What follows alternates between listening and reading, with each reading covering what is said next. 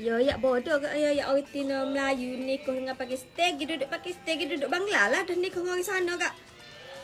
Dek, aku orang Malaysia gila Aku orang Malaysia gila Aku duduk pun atas tanah, atas rumah aku. Aku tidak duduk rumahmu. Kalau aku nikah dengan orang Bangla, orang gapo pun orang Bangla tu tak duduk rumahmu. Dia pun tak duduk rumahmu.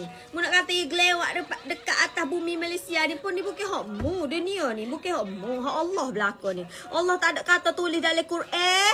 Orang Pakistan, orang Bangla jangan duduk di bumi Malaysia. Tak ada. Mu jangan royak lo ni. Mu ni muka sopa sudah seno ni.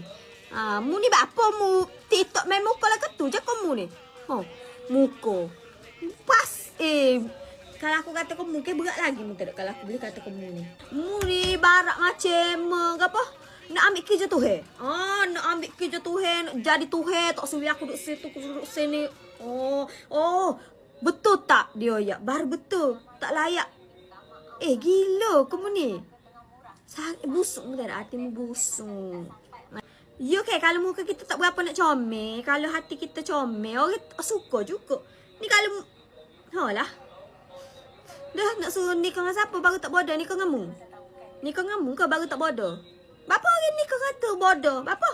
Sebab nak ayatnya sebab orang luar biasa nak ambil kesempatan je. Tidak duduk seremah. Tidak duduk seremah. Supaya orang ni, orang kita lah belana kona jahat ni panggil udus salah seorangnya mu.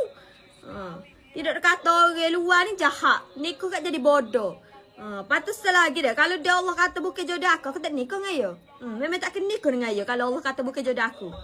Dia kata jodoh. Jodoh ni, kalau dia jodoh mu lagi pun mu mari mu lah kamu. Patut tak? Orang dah oyak. Buat video tu nak tunjuk kebahagiaan. Jangan tunjuk sangat kebahagiaan. La ilaha illallah.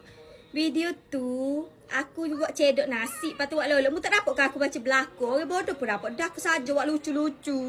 Nak buat macam koyak-koyak tepalik isteri misali lah.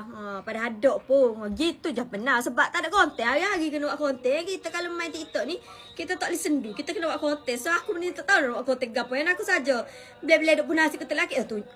Buat video lah. Buat video. Nak buat lolok-lolok. Buat lucu. Gitu je benar.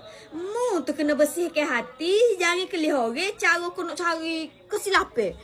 Kalau tengok gapo-gapo ni cari kesilapan. Tu masalah diri kita. Bukan masalah orang yang jepuh tu. Masalah diri kita. Diri kita sendiri kita. Masalah. Mu bersihkan hatimu dulu.